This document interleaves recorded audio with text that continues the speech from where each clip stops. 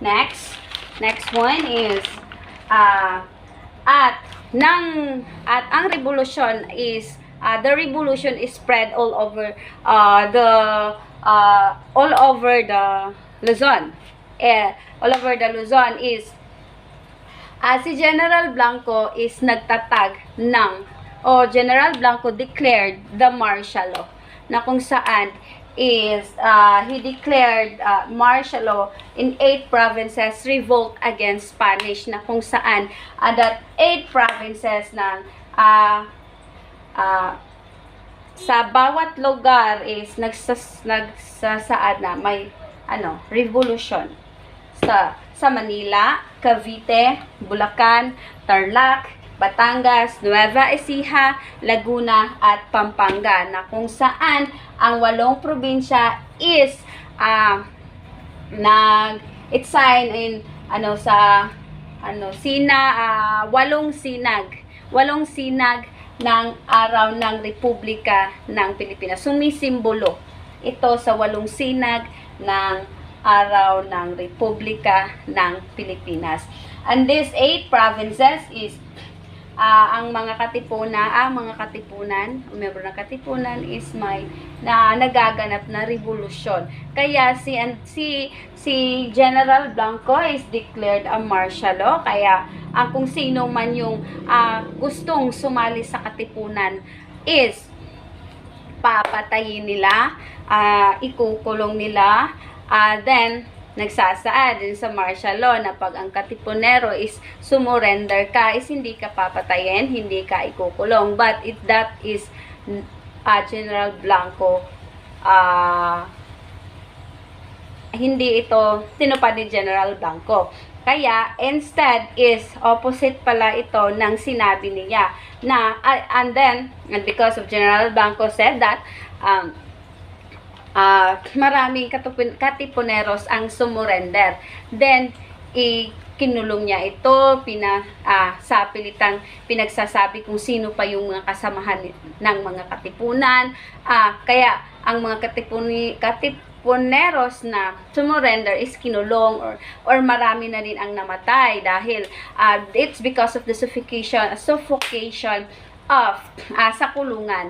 Ang mga katipuneros is kinulong sa Fort Santiago, Manila. So, maraming namatay. So, and then, the revolution spread in 8 provinces is kasabay nito the execution. Kasabay nito ang execution ni Jose Rizal. Saan si Jose Rizal is Dr. Jose, ang totoo niyang pangalan si Dr. Jose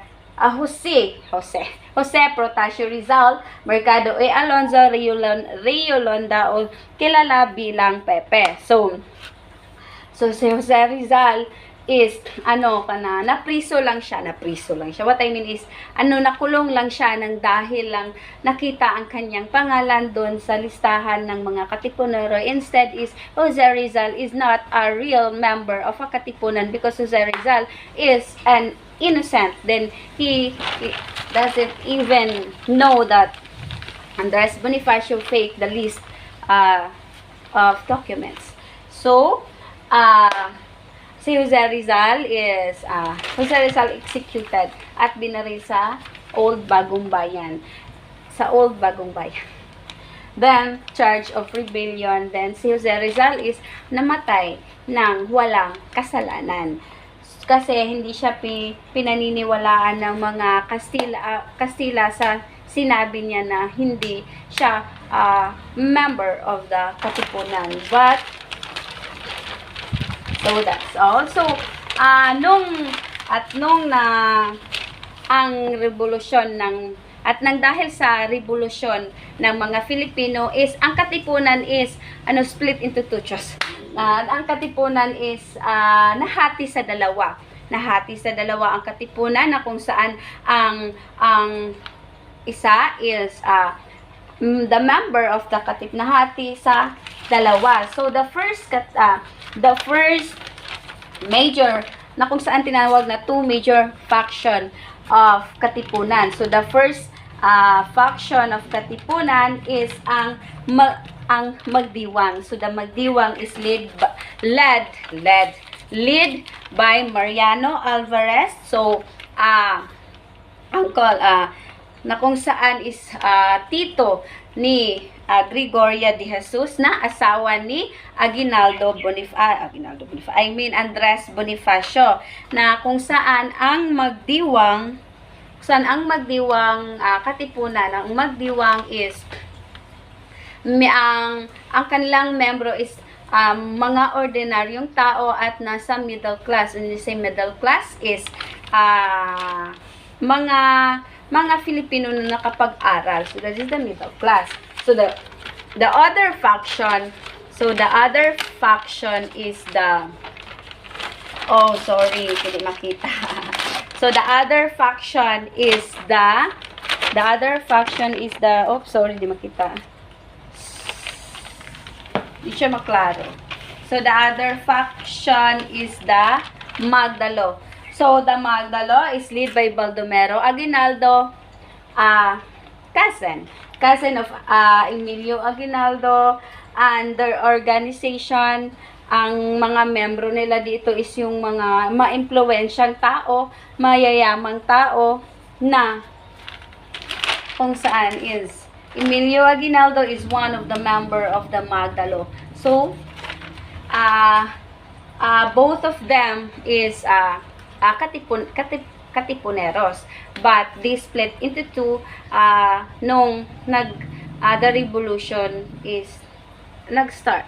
When the revolution start. So, here we go, si Emilio Aguinaldo. When we say Emilio Aguinaldo is the first president of the Philippines, at tinatawag si Emilio Aguinaldo na Kapitan Myong.